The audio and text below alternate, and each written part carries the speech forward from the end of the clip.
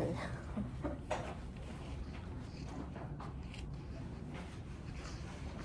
Do people have like a preference for what we go over first, or if you want to go over like something that's not on paper here? Because I remember, or I know some people had a few questions about like what Kaiser was going over yesterday with like the activation records, maybe. That's something that people want to go over. We can go over that.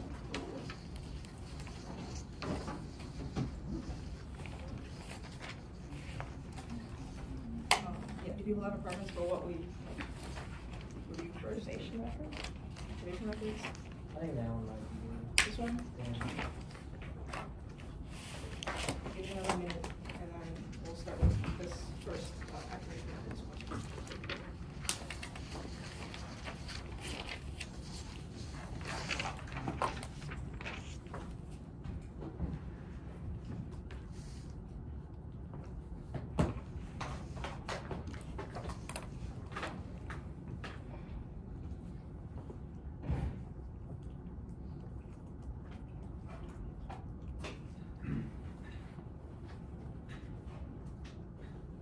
There's sheets over there if you want a copy of like a paper copy of the review. So let's see.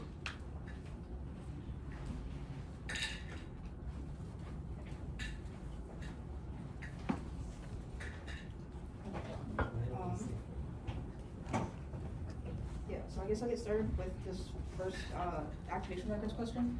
And I think for this review, for the most part, I'm gonna assume that people know how to solve these questions, and I want to just give some, I guess, like tips and tricks or like hints for what to look for on the exam, which will maybe be helpful for like leading into an answer in a quicker way than maybe like was taught in class. Yeah, so I want to talk about like my approach in general for these questions are. So usually for like activation record related questions, you're gonna see like code on the left, and then you have like a section for closures, and then some like table like to fill out, right? And so in this format, I like to start off by just looking at the code and ignoring like the closures and activation frame part, just so sort of I can get an intuitive understanding of what's happening in the code and how the frames are being built in the code. So for this one, or we know that in JavaScript, new frames are created when we have like curly braces, right? So when I look at the code, I like to section off parts where I know where new frames are going to be made. So we have one here because we have a new set of curly braces. And then inside that, we have another one here. And then we see a function definition, which I will also count as a new frame being created because frames are created when functions are called. So those are the three main like frames that will be relevant in this specific problem. Yeah, if you just came in, there's papers over there, or like a paper copy of the review if you want a paper one. Yeah, so once I've drawn out like where the frames are created, then I like to go and start just by looking like line by line and move down the code and fill out the activation frames as each line is like processed. So like we start here on line 1, we have we're in the outermost frame, which I guess you can also give it its own frame, which I don't usually write it down because you're just sort of boxing the whole entire like chunk of code into one box, but it can be visually helpful if you draw the box around it. Yeah, so for line 1, we have x equals 3. So here, we're going to have x is equal to the value of 3. And then we see that we immediately move into this blue box here. And that is sort of the signal of a new frame being created. So that's how we know we move from the top frame into block 1. So when we move into a new frame, we have the access link. I think this is usually called access. I just called it link because I didn't know exactly what the format was. And there's a general rule for how access links work, which I want to write down because there's actually multiple parts to it. In general, if you have a new frame that isn't created by a function, the access link for that frame is the first block that encompasses that frame. So in this case, we're looking at the blue frame here, right? And the first frame that encompasses the whole blue square is this outside block. And the outside blocking is associated with this top frame, which happens to have the ID of 1. So that's how we know that this first access link has a value of 1.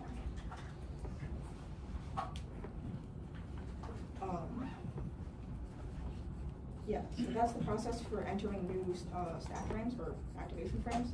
And this variable we can obtain just the same way that we did with the x, which is we can move on to, we looked at line 2, and we're on line 3. So line 3 it says y is equal to 4. So we know this value is 4.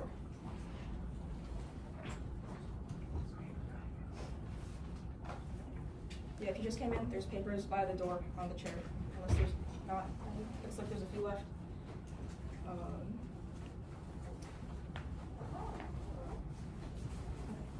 gonna keep going.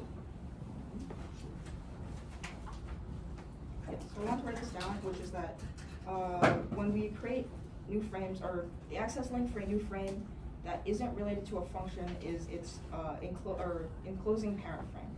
So let's write it down.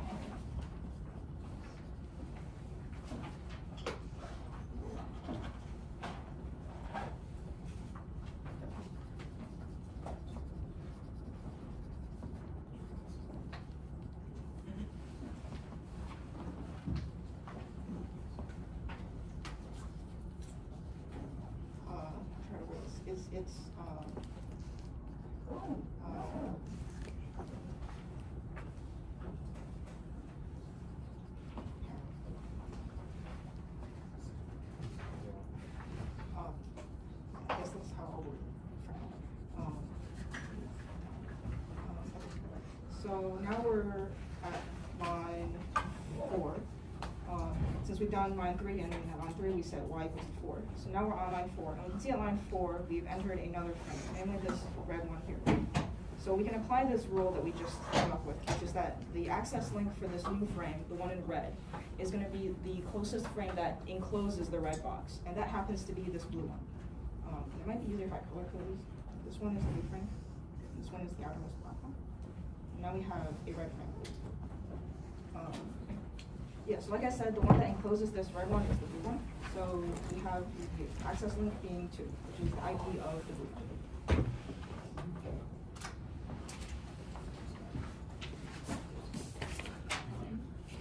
And then we can move on to line 5, which defines a function. And here on line 5, there are multiple things going on. For one, we can see that there are curly braces, but these are associated with the function. So this rule for the access link doesn't apply here. In addition, this function is just being declared. It's not being called yet, so we can't give it an access frame yet.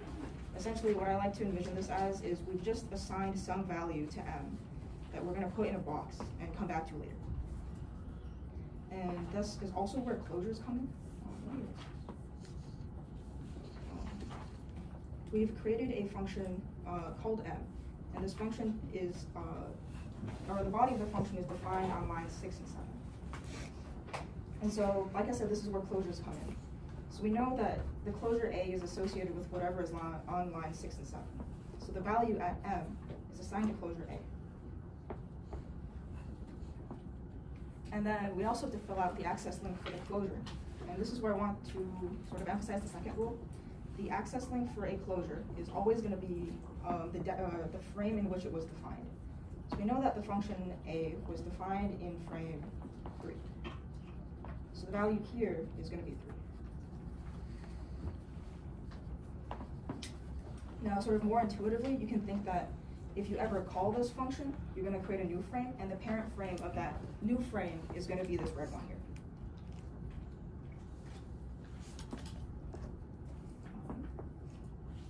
And actually, that's exactly what happens in this next line, is we will call the function. And we'll create a new frame, which happens to be the yellow one. So the colors in this one works out nicely. When we call the new function, we have to fill out this value here. And we can see here that it's y. But I believe you're supposed to write down the value of y and not just the letter y. So this would be wrong, or maybe you get like half point off. I'm not 100% sure.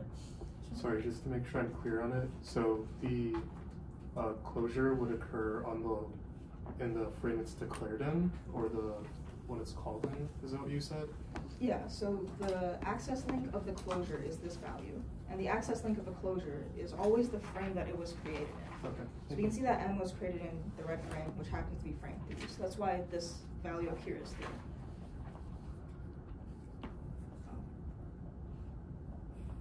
the green shows up a little weird. But it is.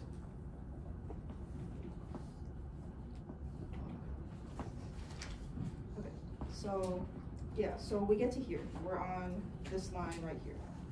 And we can see that we want to call the function m with the value passed in of y. Now, in our current frame, which is still the red one, we see that there is no value of y that we can pass into the function. So this is where the access links sort of come in. And if you don't have your function that you want to use in your current frame, you need to follow your access links back up to find the function in the closest frame. So in this case, we would start here, and we would follow the access link back up to frame 2, and check if y exists. Now y does exist in frame 2, it's right here. So now we know that y is equal to 4, and that's the value we want to bring back down. So when we call m, we're going to call m on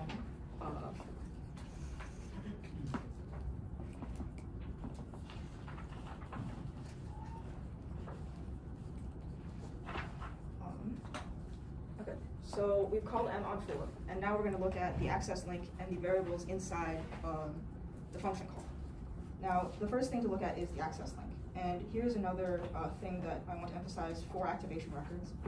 When you call a function, this rule doesn't apply, right? Because this rule only applies for if you're creating a new frame not associated with a function call. When you are calling a function, your access link is always going to be the value that's associated, or it's going to be the same value as the access link of your closure. So when we're calling m, we know that m is actually a. And we know that the access link for a is 3. So the access link for m called on 4 is also going to be 3.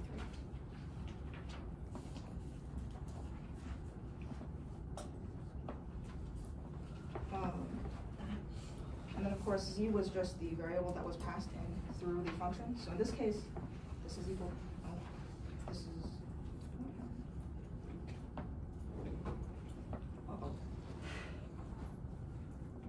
in this case, the 4 is equal to 0. So we have z is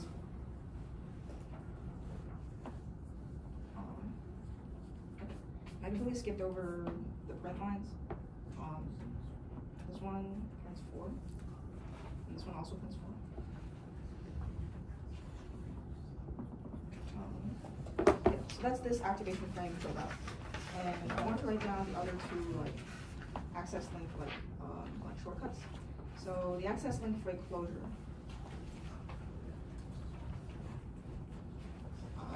or a closure is the frame that was created. You just have to have something there, placeholder. And then the access link for a function call is the same as the access link associated with that function's closure, which is an alpha.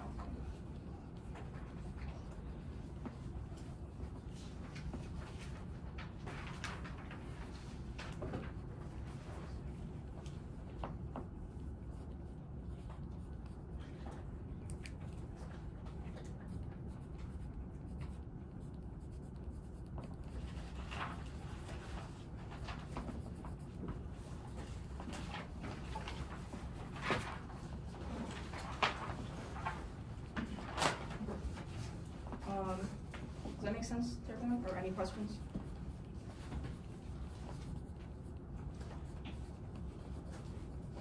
All right, I can zoom out.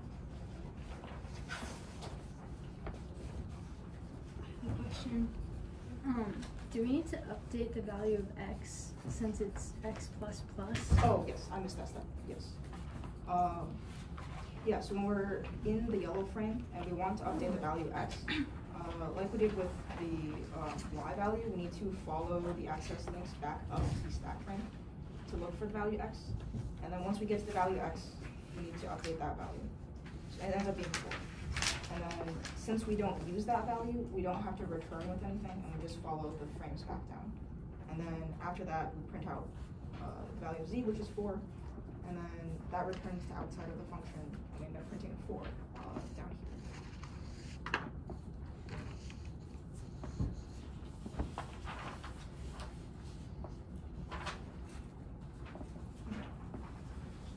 Any other questions?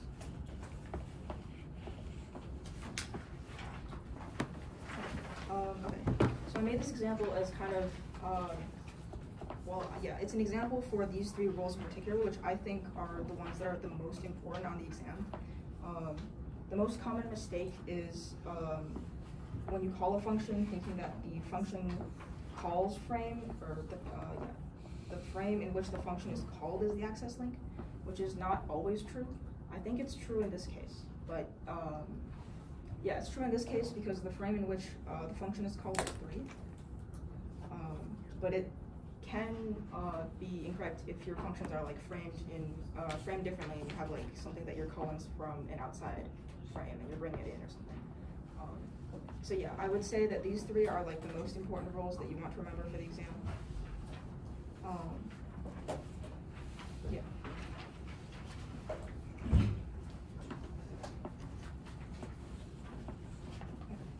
I'm going to move on to the second example, which is just a longer version of the first example. I don't believe the exam question is going to be this long. I came up with this example just sort of as an extension of the previous one and how to apply those three rules. Yeah, so once again, if I start with these questions, I like to look at the code block first and sort of section out. Oh, question? Is this going to be recorded? Yeah, it's being recorded right now.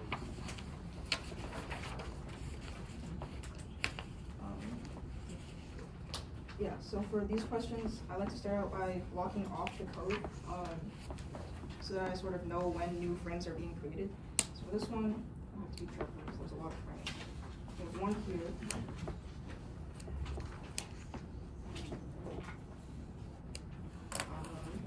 And then we have one for this function. One for this function beneath it. And then there's another set of curly braces here. And they don't actually start. So it's this like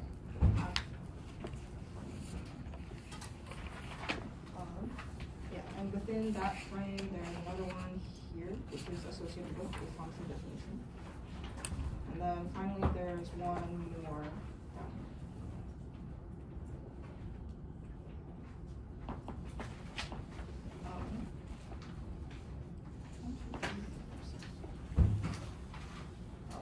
And I guess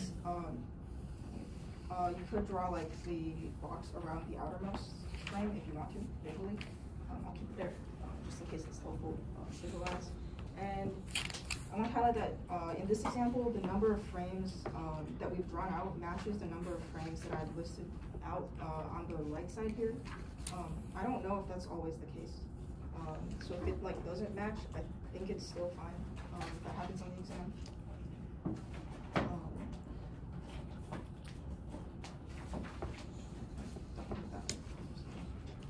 Yeah, so once again, after you're done drawing out like the boxes, drawing out the boxes, then I like to work through the code step by step.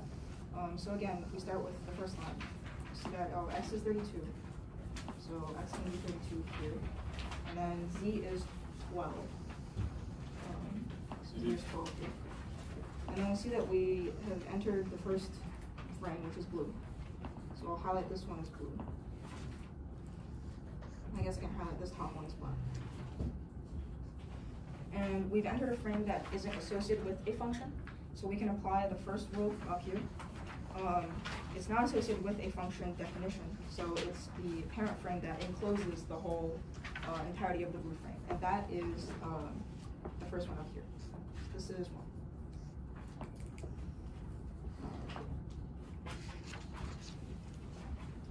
So then we move through line by line in this, starting from here. We have y is equal to 5. Then we have a function definition. So when you see a function definition and the curly brackets associated with it, you should know to look at the closure section. So in this case, we know that this function is defined on line 6. So when we look at the closure section, the closure A is the one that's defined on line 6. So the value assigned to the letter lowercase a is the closure uppercase a. And likewise for b, we can see that the function b is defined on line 9, which is associated with the closure capital B. And And so the value of lowercase b is the closure uppercase b.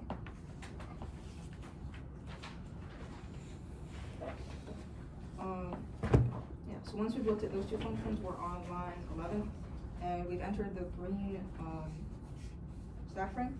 So again, we know that we can use row 1 since we're entering a frame that isn't associated with a function.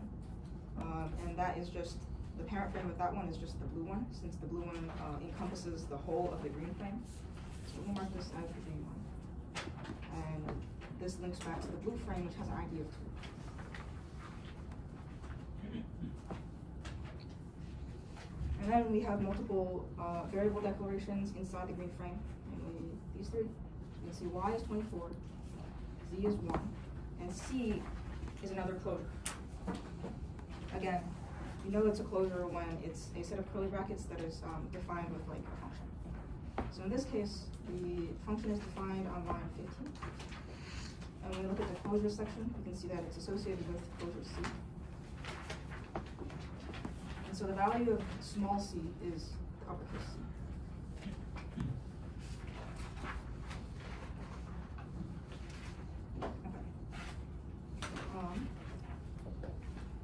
After we've looked at this line, we're going to go to this line right here. And here we see an example of a function call, which is c of b. And when we call a function, we automatically create a new frame.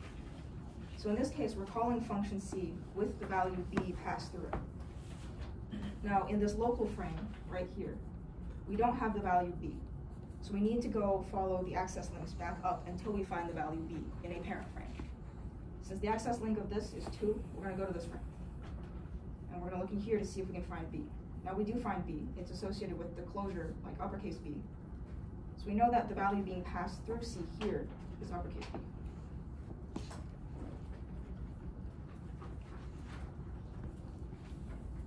Once we know the value of what's being passed through, we just follow like, the arrows back down into the original frame. And once we know the arguments that's being passed through into the function, then we can start a new frame. So we start a new frame and it's calling function c. And I'm going to use purple because purple is what function c is currently defined as. So we know that we're entering this frame right here. Now we've initiated a function call. So when we're looking for, oh, I missed these values. Okay, we're going to go back and fill these in real quick. All 3 of these values are associated with, I believe, rule 2, which is that the access link for a closure is the frame it was defined in. And that's easy to see because we can just find the closure and then look at the ID associated with that frame. So for A, the access link is 2. Same thing for B, it's 2. And for C, the access link is 3.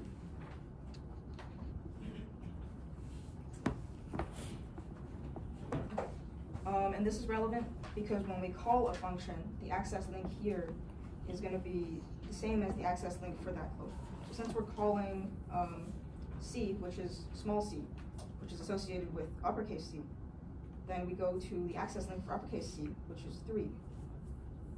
And so that's how we know the access link for this value right here is 3.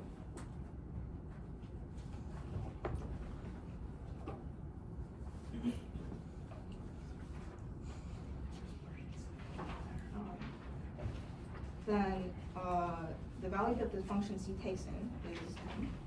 And we know that m is the uppercase b. So in this case, we also write m is equal to the uppercase b here.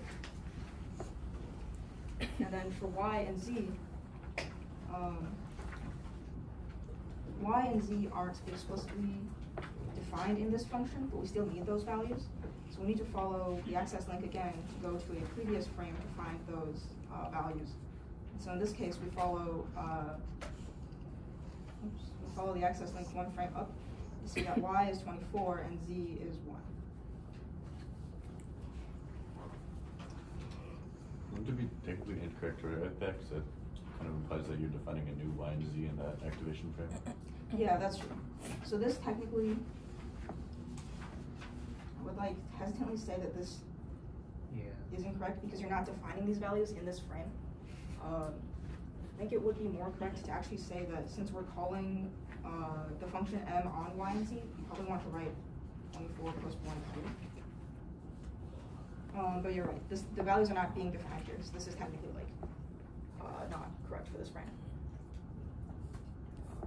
Why is it MB? Why is mb? We're calling the function c on the value lowercase b, which is associated with this closure, and m is just the value that the argument is called inside the function. So when you pass b through here, then this is getting really messy. This value is actually small b, which is equivalent to the big B. Does that make sense? Yeah, because it's called it. Yeah. Let me erase all this. Okay. Yeah, so we're on to, we're moving on to a new frame. So we're not done with this function call yet, but now we're calling another function. So now we're calling this function. And like I just mentioned, the value that is being passed in for y and z is 25, so I put 25 here. And m, I just like to write down, that's just the uppercase b. Now we're calling the function uppercase b, and so when we look at the access length for this, we need to go to the closure for uppercase b, which is 2. And so we know that the access length for this one is 2.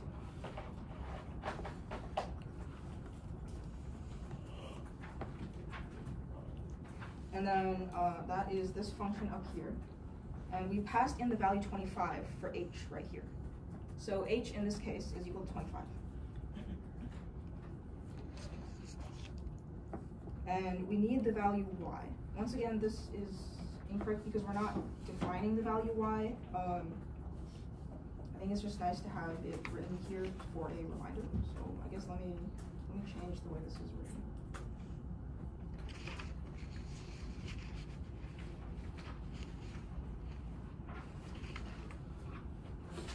So we still need to find out what the value y is here. And since y isn't present in this yellow frame, we need to follow the access link back up to its parent frame. So we follow 2 to go back up to here. And so y in this case is present in frame 2, and that's 5. So y would be 5. I should have made a value or a field for the return value. But this frame returns power 25. I think here's a, intuitive case for why your access link isn't the frame in which you called the function. Because if your access link was 4, because you called this in frame 4, then you would look for y here, and that's incorrect because if you're running in this yellow frame, you can't enter the green frame. It's on the same level.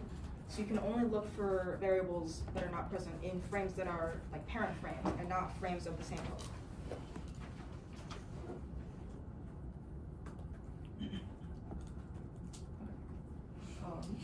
Once we return from that frame, I forgot to mark it, that is the yellow frame. Okay, once we return from that frame, we finish this function call and we finish this function call. So we can move on. And we see here that we exit the green frame and we enter the like cyan blue frame. And that's this block right here. So let me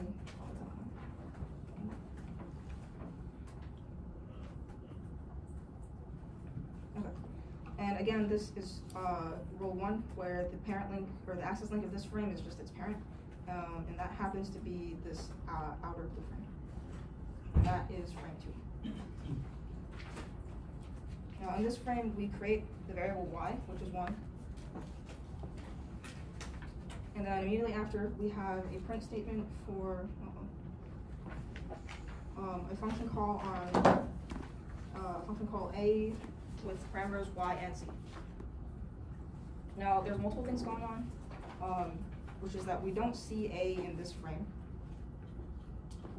So we have to follow the access link to go look for a. So we follow it back up to 2, and a is present in this frame. So the small a is actually like the big A, the function associated with the closure, which is a. And then y and z are also not present in this frame. So in this case, we also follow, or sorry, y is present in this frame. I guess I can write it here. So this is y, or this is a, and then we have 1. But z isn't present in this frame. So again, we have to follow the access link back up to go find z. So we go back up to the blue frame here, and z isn't here. So now we follow this access link back up to the topmost frame. And we see that z is 12. So this is 12. So you can write here that this is 1, 12. And once we have the parameters for the function called, we can call the function. So I'm gonna highlight this as red because we're going to this first function up here. And we can see that, the access link for this one is going to be the same as the value associated with the closure of A. So the access link is going to be 2. And then K and J are just the renamed values for 1 and 12. So we can see that Y is technically equal to K, and Z is equal to J. So K and J are 1 and 12 respectively. And this returns, I think. Yeah.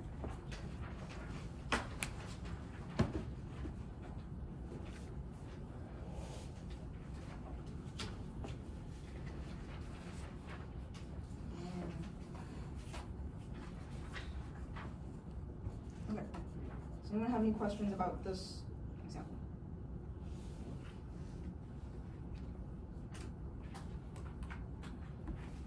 Question? In block 7, when you're calling A, Y, Z, and we don't, oh, okay, never mind. The Y is right there. Yeah, the Y is present in this blue frame right here, Right. which is at the same level as the function call, which is why we can use it. Any other questions? Okay. We can move on to lambda calculus, or we could do there's like 2 lambda calculus sections. People have a preference for which one you want to do, because the first one is just lambda calculus multiple choice. And then the second one is like how to use lambda calculus, which I think is worth less points on the actual exam. Do you have a preference, or just go through the lambda calculus ones? We can just go through that. Again, I'm going to assume that people know how to do these questions, and I just want to give some like tips and tricks for like how do you deal with this multiple choice aspect of it. So first and foremost, this is like really similar to what you're going to see in the exam, where you're going to get an equation or expression like this, and then like 4 to 5 choices for answers. And they're like multi-select questions, so there can be 1 answer, there can be 0 answers, or there could be like 3. And the way it works is that an answer is correct if you can reduce this expression down to that expression or value. So if I can reduce this down to this first one, then this would be a correct answer through simplifying or like reducing or renaming. Yeah. So I'm just going to work through this first question. And for lambda calc in general, I also have this sort of procedure where I like to start off by like grouping terms, just so they're easier to substitute into each other. So I would call this first one like E1, and then 5 is E2, and then so on and so forth.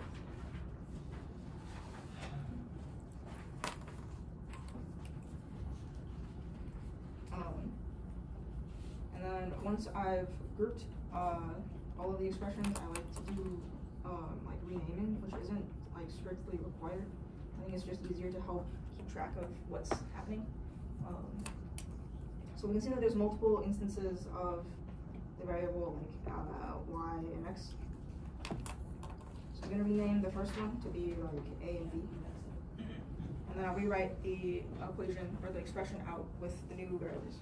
So lambda w, lambda a, b, z, b is b, a, 5. And these don't get renamed, so they stay the same. Okay, and then move on to substituting. And then a reminder here that like when you're substituting things into like functions, you have like the associativity rule, which where things are left associated. So if E1, E2, and E3, you do these two first, and then E3 goes into the result of that. So that's what I'll do here. I'll take 5 and I'll substitute it in for W. And we can see that the variable W actually isn't used at all in this result here. So it sort of just disappears. So if I take this,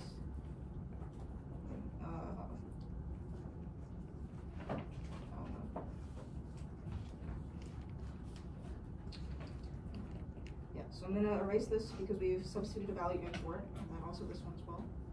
And then I'm gonna move everything closer. Okay. And we repeat this substitution process until we get to like a numerical value, or an expression that you can't simplify anymore. But I believe numerical value is more likely. So 3 goes in for A. Then we have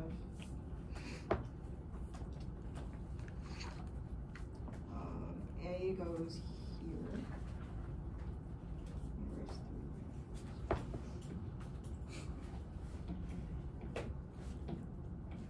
And then same thing happens for this whole entire expression. This goes in for B.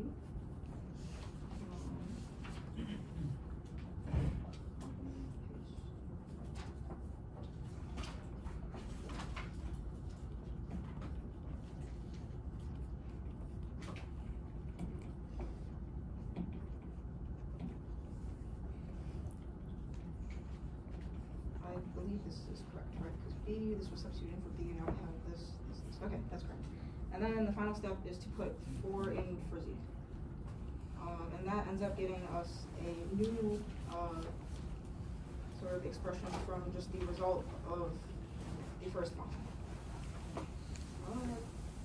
4. This step, sort of the original group that we had, which was E1 up here, doesn't really exist anymore. So you could technically go back up to step 1 and start regrouping, which is what I'll do here just for like organization. So I'll call this like, I don't know, E6, E7, E8. At this point, it's pretty simple to plug in like E7 and E8 into E6, and to get, this becomes like 4 plus 3, or yeah, 4 plus 3, we get 7. Okay, so that's your numerical answer.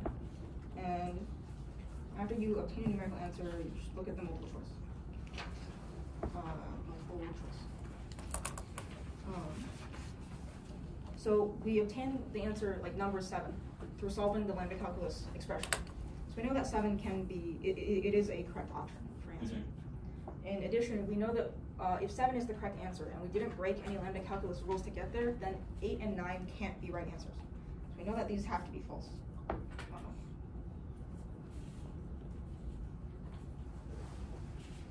And now you're left with 2 expressions, which are not necessarily like numerical values, which can be a little more ambiguous to solve for. So there's also a few steps that I like to go through. So when you come across like expressions, the first thing I like to do is look for the expressions in previous work. You can see in this case that this expression right here actually shows up in the process of obtaining 7, which is one of the answers here. And this means that this is a correct answer.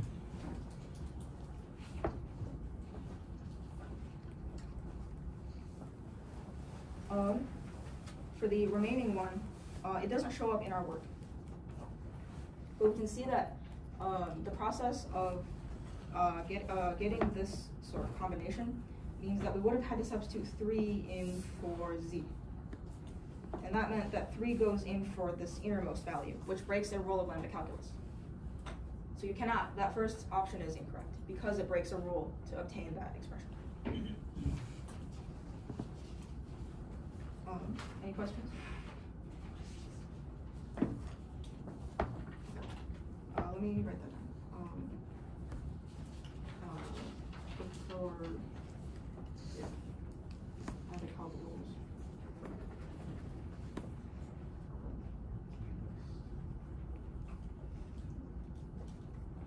Okay. So that's this first lambda calc question. We'll move on to the second one, or if you want to take like pictures, I don't know.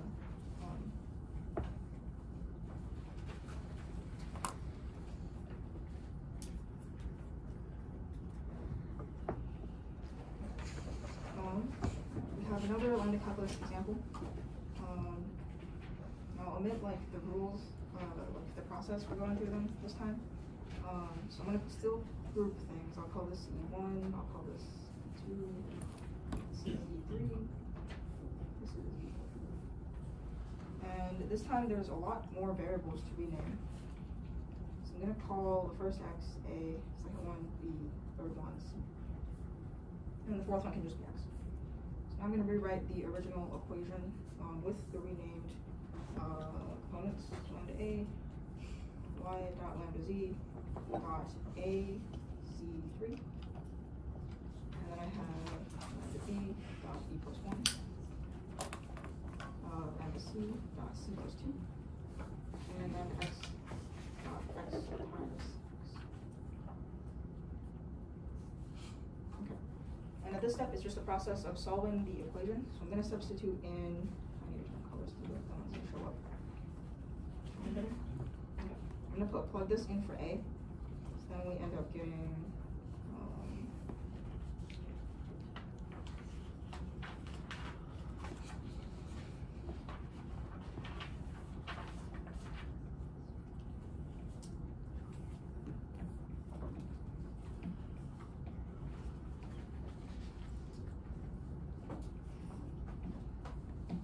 that's the simple expression.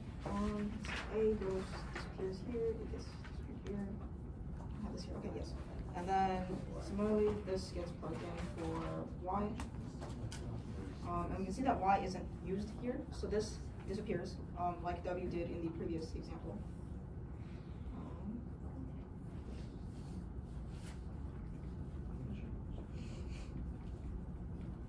This also disappears.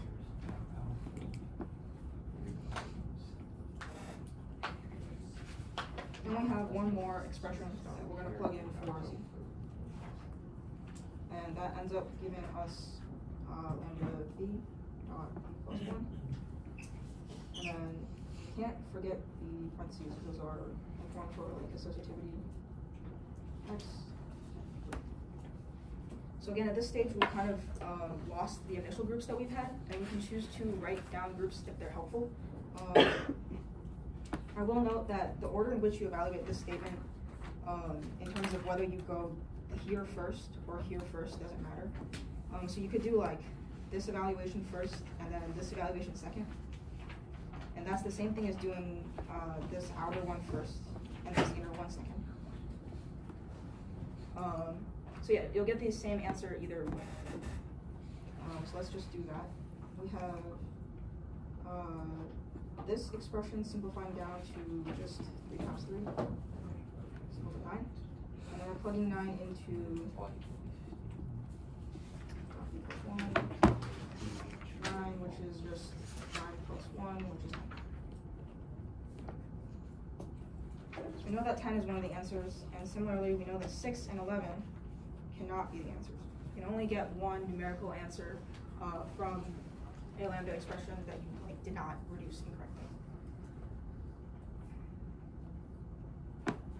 Now we have two more expressions up here. So we're gonna try to apply the rules from the previous example, which is first you want to check if these expressions show up in your work. And in this case, neither of them show up. So it's ambiguous as to whether they're true or false, because we don't know for sure if we can obtain them through this process. What was the second one? I wrote it down. Look for if lambda calculus rules. I'm going to skip that one. I'm actually going to show another rule that I think is helpful. If you evaluate this expression, right, we plug 3 in for x. We get 3 plus 1 times 3, which is equal to 12. 12 is not 10. So we know that this gives you the wrong numerical answer, so it can't be a correct answer. Similarly, for this bottom one, if we plug in 3, we get 3 times 3 plus 2, which is 11, which is also not 10. So this also cannot be the correct answer. So in general, for these multiple choice lambda calculus questions, if you run into an expression, you want to check if you have come across that expression as you're solving for the question. You want to check for if you like solve for this and if the answer is actually the one that you want to get. And then I guess I would say this is like your third option. Then you want to look for if lambda calculus rules are broken. I think that's the easiest way to solve this question. Can you simplify E1 first? I've simplified E1 in this one. Yeah. Do you mean, or what do you mean E1? Like I substitute in like Z and 3. If that makes sense. This expression by itself, you can't reduce anymore because you're not sure what x and z are. So you can say that 3 is going to go into a function z, but you don't exactly know what z is. Is that the question that you're asking? Other questions? Well, will we generally be able to reduce into like integer values on the exam? From last year, yes. Although if you can't reduce to an integer value, and you end up with something like, I don't know if this would be like a thing. It may not always end up being an integer value, but if you're going to end up reducing to some like thing that you can't reduce anymore, and that is usually going to be one of the options on here. And then will we generally be selecting like which of these is correct or just? Yeah, it can be a multi-select question. Like with this first one, there were 2 options that were correct, and you just circle both of them. Okay. And the second one, there was only one that was correct, so you just select that one. Although Kaiser might have changed the exam, I don't know. He'll probably explain it day of. Yeah. Question? So if one of those evaluated to 10, would it then be correct? No, that's the other thing. Is just because it evaluates to the correct value does not mean it's correct. And we can see that with this one, where we know already that this breaks the lambda calculus expressions like rules. However, we can see that if we do 3 plus 4, right, that's equal to the correct value of 7. So if the expression evaluates to the correct answer, it's ambiguous as to whether or not that's an actual correct answer because it could have broken a rule to get there. Okay, so if in the specific case of the second question, if it was evaluated to 10, you wouldn't be able to tell? Yeah, you wouldn't be able to tell if it was the correct answer or not. But if it is the incorrect numerical answer, then you know it's wrong. Right. Because it cannot be like, you have to make a rule to get there.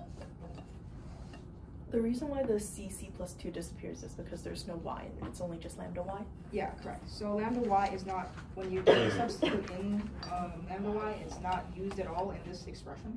Or I guess it's this one. So that's why it just disappears. So yeah, it just disappears. And the same thing happened with the w in this first one. When we put in 5, w isn't used in this section, so the 5 disappears.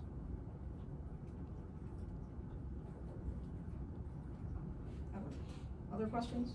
So it's like A, B, and C at the beginning, you substitute because X was in each of the 3. Yeah, I renamed E1, these. E2, and E3. Yeah. Then why didn't we rename E4? I didn't rename E4 because, well, you can rename E4 to be like E, but once we've renamed the first 3 X's, we can have an X without there being like clashes. Oh, because it's the last X. Yeah.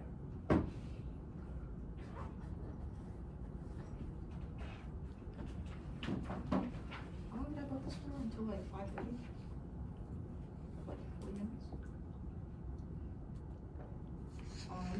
Any other questions?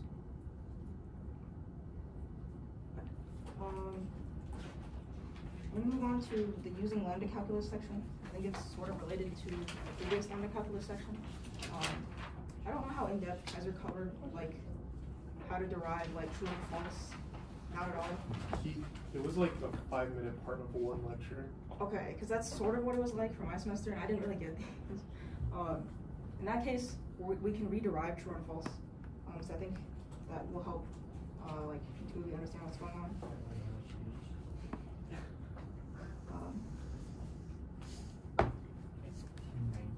Okay, so yeah. So I think the intuition from coming up with lambda expressions, lambda calculus expressions for the Boolean values, true and false, primarily come from if statements. So we know that the structure of an if statement, I'm gonna borrow this from Haskell, right, is like if condition, then like statement 1, else statement 2.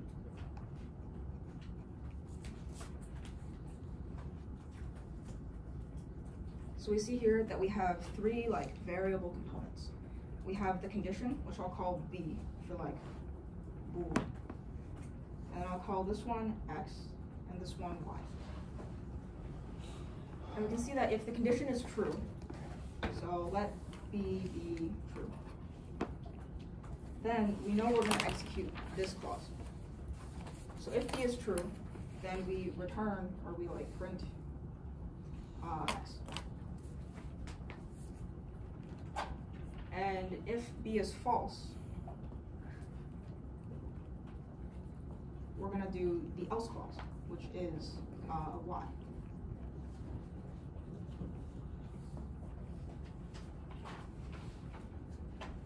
So to turn this into a lambda calculus expression, we sort of have to follow this logic.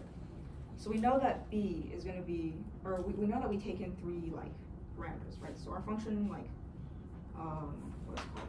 Like definition is going to be defined on lambda b dot lambda x dot lambda y.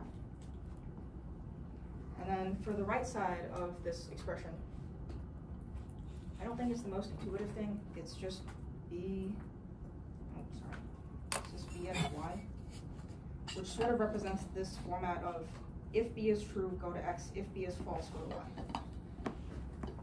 And that's just like, I think that's just a thing that you have to memorize, and it's just how that function in particular is defined. Okay. So you're not actually like basically doing the if then else, you're purely like saying, hey, if and would have worked, this is what it would have returned? Yeah, you're just basically establishing that if this condition is true, you always return the first value, and if this condition is false, you always return the second value. That's just like the rule for how this if-else statements work in this like case, or in this, I guess, like lambda expression case. So now to derive true and false, we have to look at this expression, and we're going to plug, yeah, I guess we're going to have to plug values into the expression. Okay, so if we know that B is equal to true, like I said, we know we're going to execute statement 1. So if B is true, we're going to take in like X and Y, and then we presumably have BXY. But we know that since B is true, we're only going to return X because of this. Does that part make sense to people? I think that part is not so intuitive.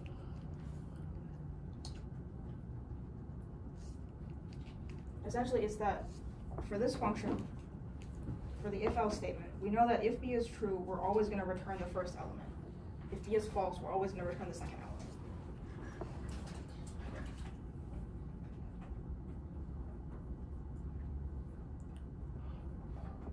So now that we know that B takes on a value, we can just give back whatever the value was supposed to be.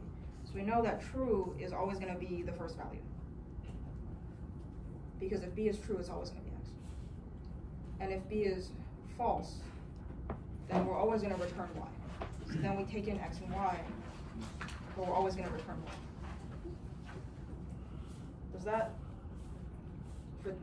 that derivation for these two functions make sense? Okay, that's good. So using this sort of logic, you can also derive like and, or any of the other like, what are they called, like binary, like not, exclusive or, whatever. I need to see that.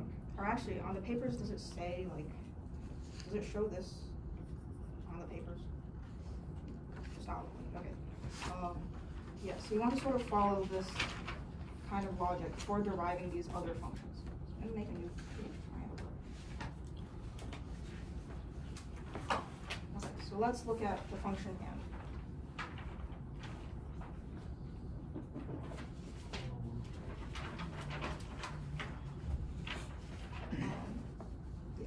we want to try to come up with like an if-then-else sequence for the function and. And the thing about and is that it will take in like true and false. So let me just write down here. True and false are like lambda y is x. False is lambda x, not lambda y.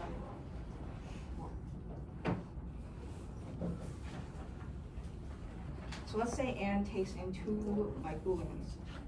How do I write this? Takes in two booleans, like p and boolean q. How can we come up with like a logical like flow for deriving and using p and q? Well, we know that if p is true and if q is true, then we return true. We know that if p is false, we can just return false, because both of them have to be true in order for the whole thing to evaluate to be true. So if we know that p is true, it depends on q. For example, if p is true, but q is false, then we return false. So you can sort of encode this logic in the if-else statements, where you can say, like, if p is true, then like check if q is true. Else, we know that p is false, so we have to just return false. So when p is true, we know that the outcome of the function depends on q. So we can say instead of checking q, just return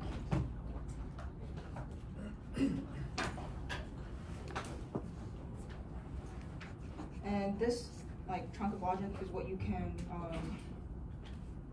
encode into a lambda calculus function, similar to how we did the one up here.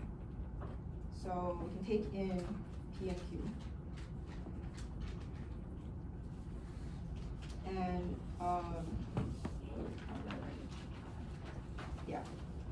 if p, which is our like Boolean condition, is true, then we need to return what q is. Right, because the first two terms sort of signify this chunk. And if p is false, then we automatically return f.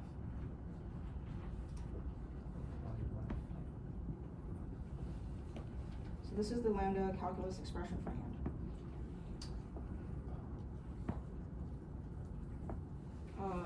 Questions?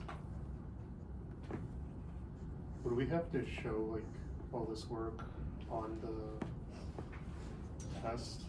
Yeah, if they ask you to derive like the and function, I actually don't know. I mean, I guess if they ask you to derive this function, you definitely want to write something like this down. I'm not sure about like showing all this. Yeah, I guess if it's on the exam, that's a question for Kaiser. Yeah, so we can do a similar thing with the function or.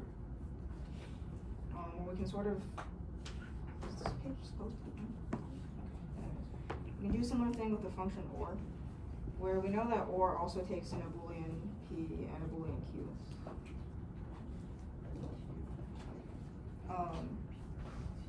And in this case, if p is true, or I'll write it out like I did previously. Like p is true, automatically implies that we return true. Otherwise, if p is false, check q, right? Because if q is true, return true. If q is false, return false. So this is the same, I guess, like format but flipped compared to and. So we can also write this in the form of lambda calculus functions, which we take in p and q. And if p is true, we just have true. Because if p is true, we already know that something is true, so we automatically can return true.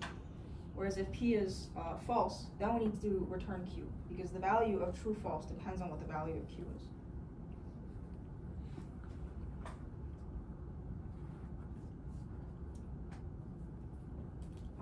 Questions?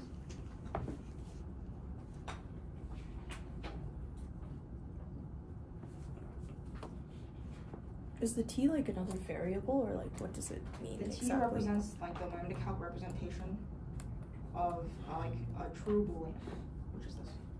Okay. Okay. So that's how you would like derive one of the logic functions out of like inputs. What's my other questions on that?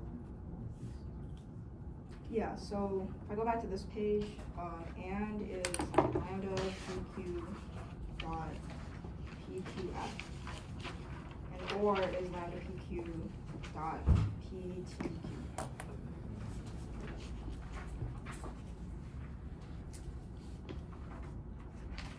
Question?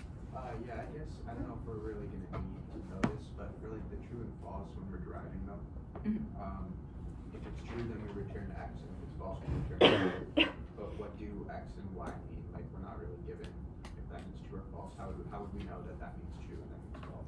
Yeah, so that just comes down to the format of the if-else statement. I guess I understand it's not the most intuitive thing. X always represents the first element, and y always represents the second element. So y is always the else clause, and x is always the then clause. So we know that x represents the result you would get if the statement is true, whereas y always represents, or your second element always represents this result you would get if it's false. So Make it's just sense? kind of like, we just assume that the value that's returned as x is true. Which Yeah, you just have to assume that that part is true. Okay. So there's like a T equals lambda A, lambda B, A, so then that would tell us that A would be true, so that's what we're supposed to return. Yeah, True. so that one is Like above the and, right Yeah. there? so I did it in terms of x and y, Right, and it's equivalent by like a what's called like an alpha rename. rename, okay, sounds good. So yeah, you can also write them like this. Okay, that makes sense. I got like a half hour.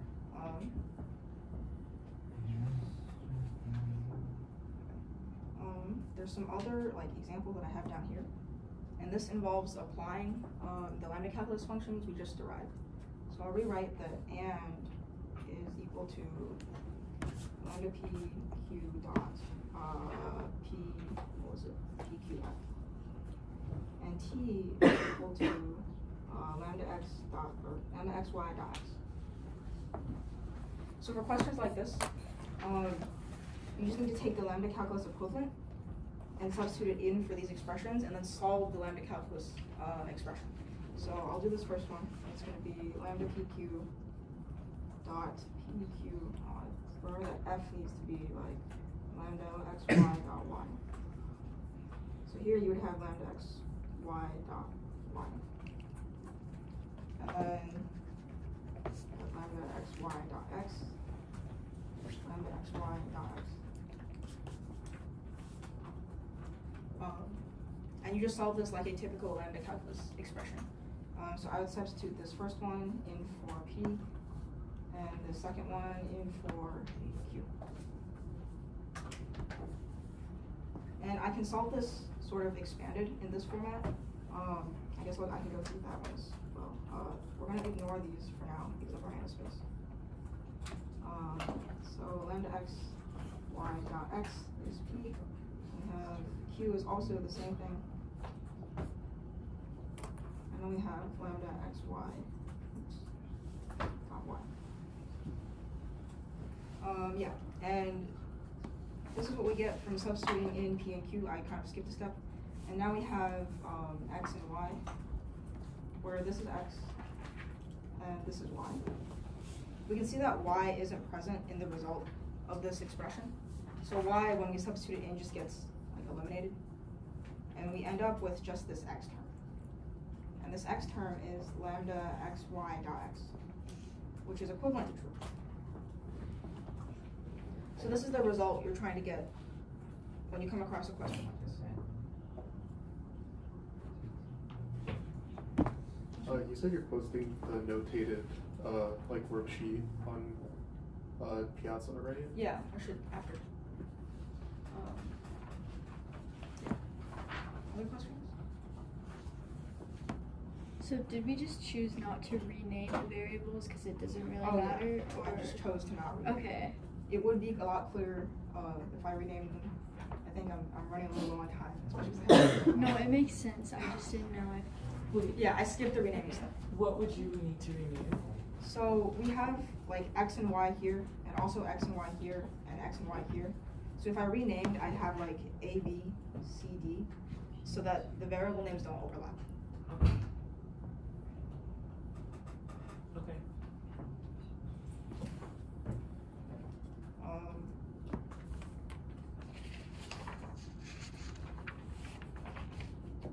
Do people want to go over the other like 3 examples? Because I could go over these, or we could look at the tree question, which is kind of long.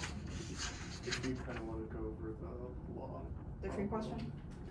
Before we go over the tree question, how do you represent not? Oh, okay. I meant to give that one because I was going to do an example with it, but I ended up typing it wrong. This is not correct. It's lambda x dot x f t. And if we think about this one, it's because x represents our Boolean value. So if Boolean is true, we want to negate that, right? So then return false. Likewise, if b is false, return true.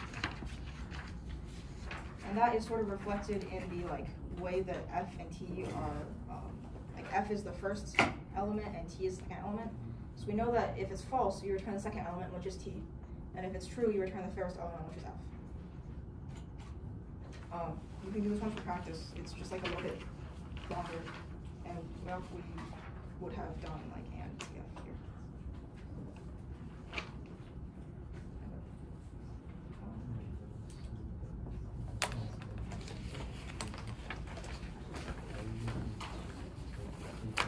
We're gonna look at the tree question, and I don't really like the way that I structured it. Because it got really long, and ultimately the answer has sort of nothing to do with how long the tree is. I will note that I believe the format of the trees on the exam is like exactly what you see here, where you're going to be given like the structure of the tree and like how things are branching, and each node has its own like predefined like tau or value or variable name, but you still have to fill out like what the nodes are. So yeah. I guess we can go over the base case first since it's a lot easier. So I think what actually helps with questions like the tree ones is you kind of want to come up with what the type is, like what your expected return type is. So the function drop is essentially like if I have a list and it's like 1, 2, 3, and I want to drop 1. I believe I just take 2, 3. And I drop the first like element. Is that what it is? Drop. Yeah, so I'm dropping the first n elements off the front of the list. I believe.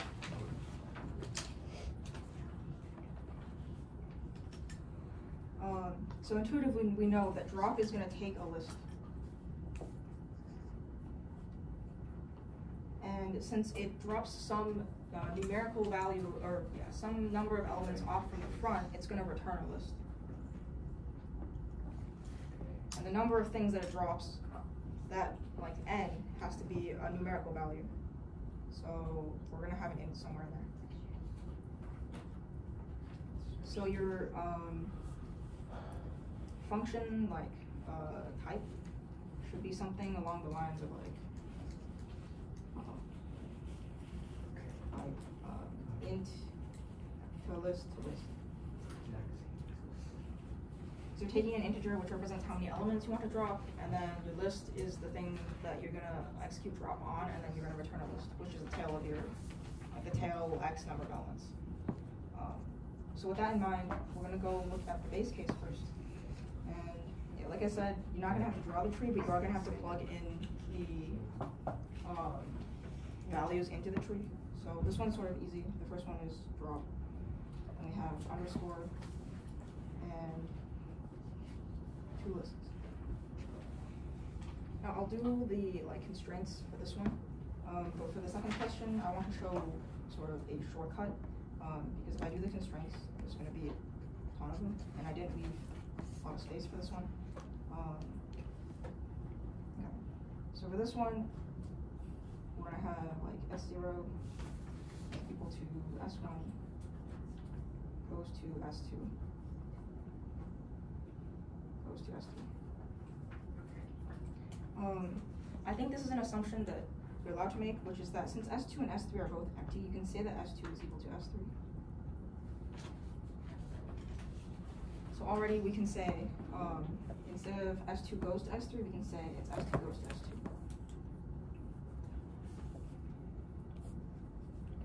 S2. And then I believe this is something else that was mentioned in class, which is that if you have a list, you can say that it's an element, it's a list of some type that you don't know yet, which is A. So we can say that S2 is equal to a list of type A. So then we can say this is something of type A, and this is something of type A. So our final type definition is S0 equals S1 goes to a list of A, which goes to a list of A. And that matches what our expected function definition type was. Questions on the base case?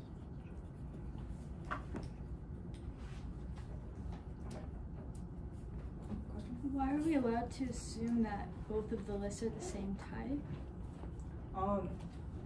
That's what Kaiser told my class when I took this class. And so I just figured that it was true. But if he hasn't said that you can assume they're the same, then you can't. Okay. Yeah, how do you assume S2 equals S3? In this case, they're both empty lists. Yeah, So but that's why I they made the could assumption. be different types. Yeah, even they though could be have different the same types. value. Yeah, so in my class, Kaiser, for this, he didn't say you can assume types or lists of this can, or yeah. I think when he taught my class, he just said that if you have 2 empty lists, you can assume that they're the same. And that's just the way that I've thought it was true. If he hasn't said that, then you can't assume this is true. In which case, then your final function type would be something like S0 equals S1 goes to list of A, which goes to list of B.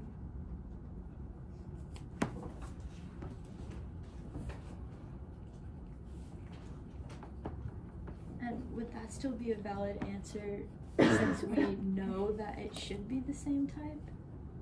It's a valid answer in this case since you can't reduce it anymore. You can't come up with any more rules that plugs some value into another value to get something more simple. Okay. Would having them as the same versus different, like A and B, does that affect drastically how you would do the rest of the problem? I don't believe so. So I think there is a shortcut with the way that I structured part 2 of the problem that means that we're still going to end up with this being the final return type. In the worst case scenario, we're going to have end up having list A to list B, which is still, the answer is still fine. It's just a little bit more vague than what we would have wanted, but it's still a correct answer. So I'm going to move on to the big part of the tree. I'm going to move this other part up because it's getting in the way. Oh.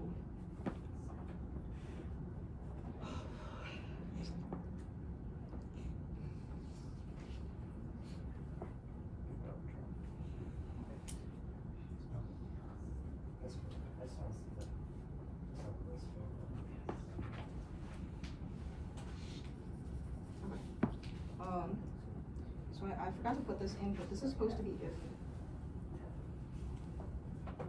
Because the way that I structured the drop, I think I covered part of the function there. The way I structured the drop function implies that, or there is an if else I'm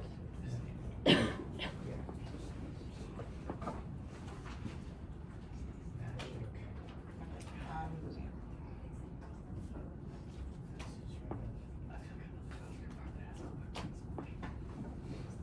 Yeah, I Kaiser didn't cover if else's in class, right? Is that the sentiment I'm getting? Okay. So there's one rule for if else. I don't think this will be on the exam if you didn't cover it, but I'll just say it. If has 3 branches, and it looks like this. So when we have the if else clause, this is the then statement. This is the else statement, and this is the condition. So to make it a little bit easier, let me highlight them in different colors. So this one is going to be this one right here.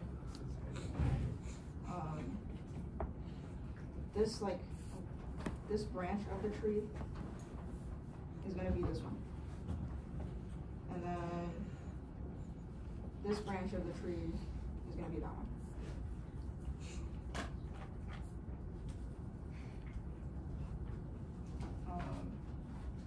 Yeah, and there's no, I don't believe there's like an equivalent type inference function you can get out of. For example, like if I have an at, I can be like T3 is equal to T2 goes to T4.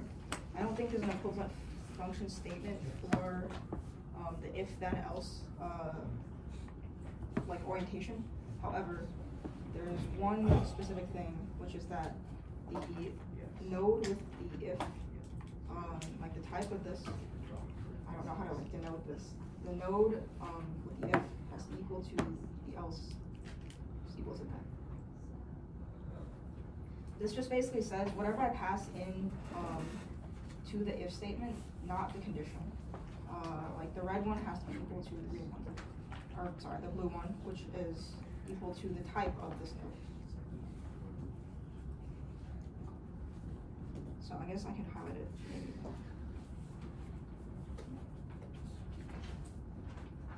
We know that this node has the same type as this node, which has the same type as this node. So I guess syntactically we could write tau 3 is equal to tau 7 is equal to tau 8.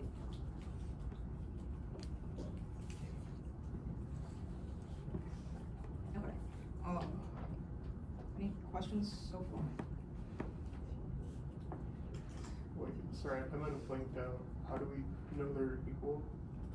It's just in the way that the if then else like structure is defined for trees. Your return values have to be of the same type, and that means that your if node is the same type as your return values. That's just like a rule that you have to assume. Yeah. So I think you could break down the remainder of this tree into like 3 small problems, which consist of like each of these branches here.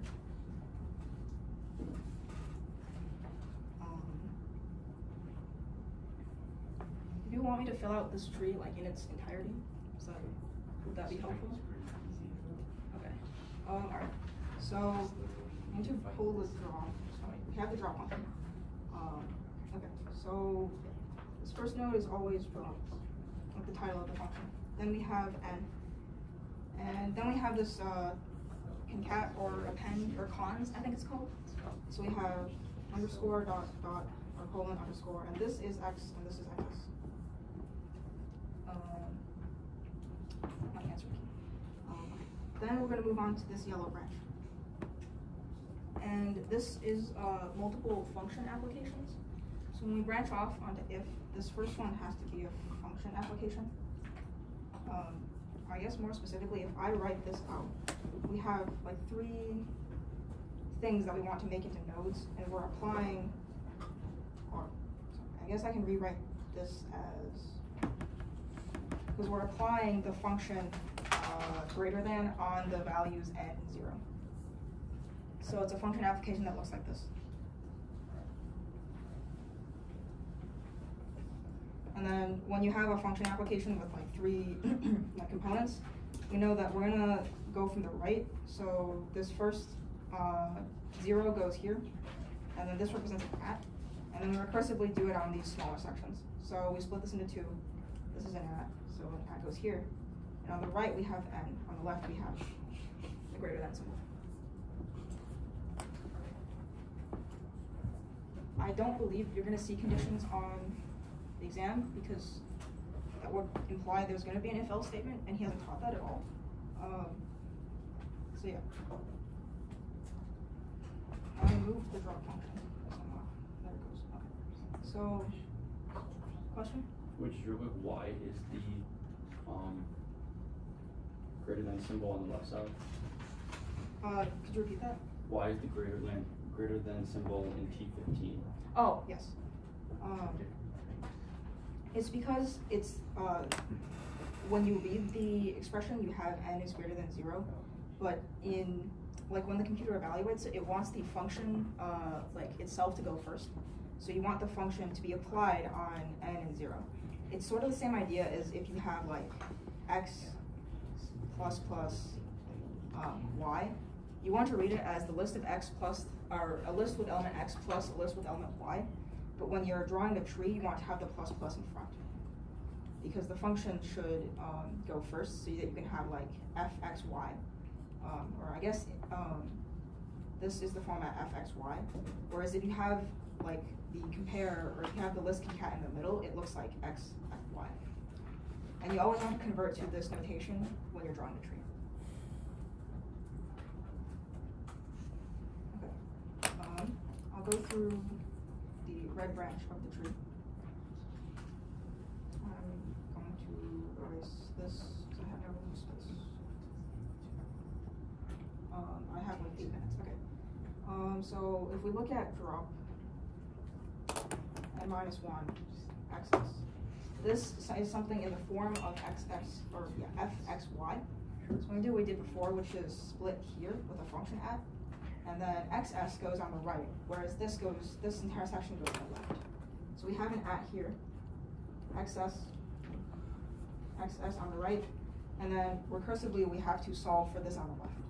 So if we split this, we have an at here, and we have f on the left. But we have something that is not simplified on the right. So this is not simplified. And this follows the same format as the n is greater than 0, where we have, instead of greater than, we have minus, and instead of 0, we have 1. So similarly, if we have n minus 1, first we want to write this as minus n1. And then we want to apply like the right associative splitting again. So on the right, you have 1. You have an at.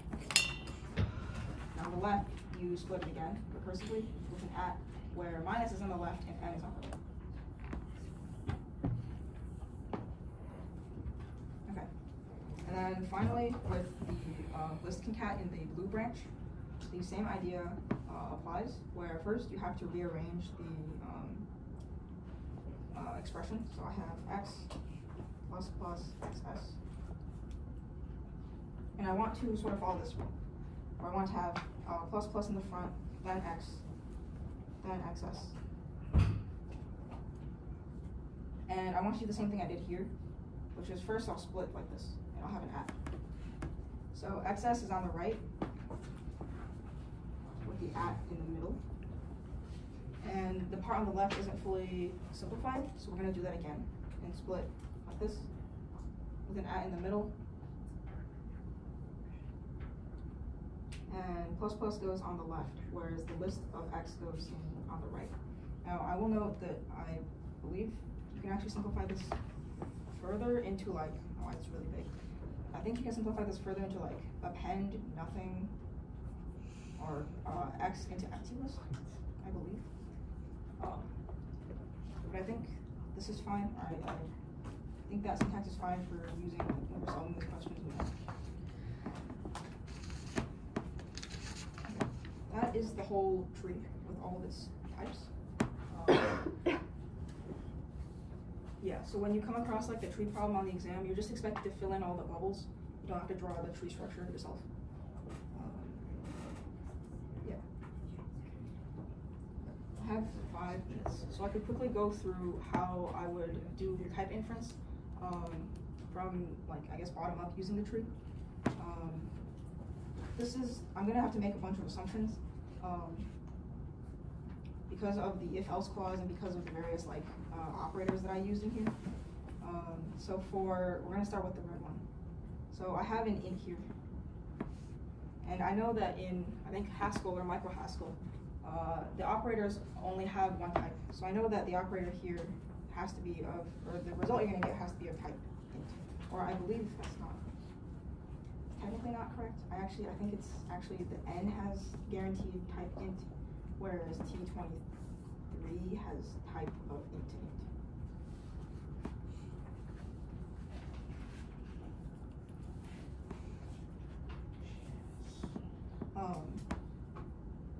Yeah.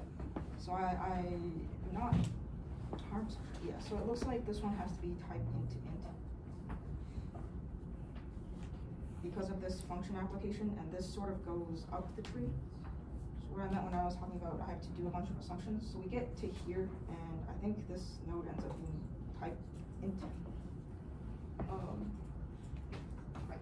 Actually, I won't do all these assumptions. I think it misleads more than it helps. So I'm gonna erase all this. I think the essence of what ends up being useful here is, since we have an if then else branch, we would kind of just want to ignore the condition, because the type of the condition is always going to be a bool. And then we know that the 3 remaining nodes have to have the same type.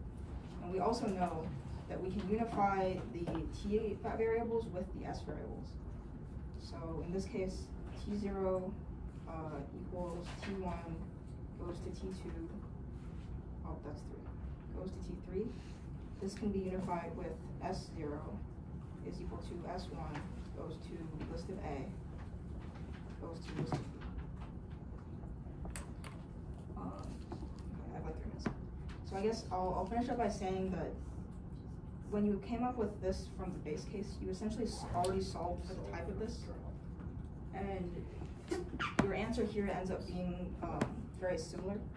I think there's a way where you can unify T2 and T3, although just looking at it right now, I cannot exactly say what it is. Yeah. So if you get to this step, using this tree, it's fine.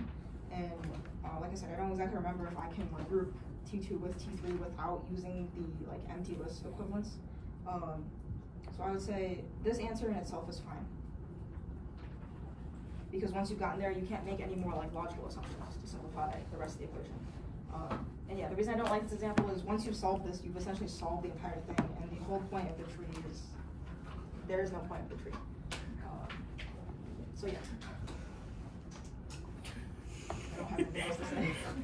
I'll post this. I'll post this like what is it called? Slides on Piazza as soon as I get some time to, and probably the recording with it and the empty worksheet. Yeah, that's it. Thanks everyone for coming. Thank you. Thank you. Oh, my bad. Yeah, I would have been screwed tonight without that. I feel a lot better. So much. I have to review lecture slides, go over examples and notes. Do you know what you're going to do for teaching yet?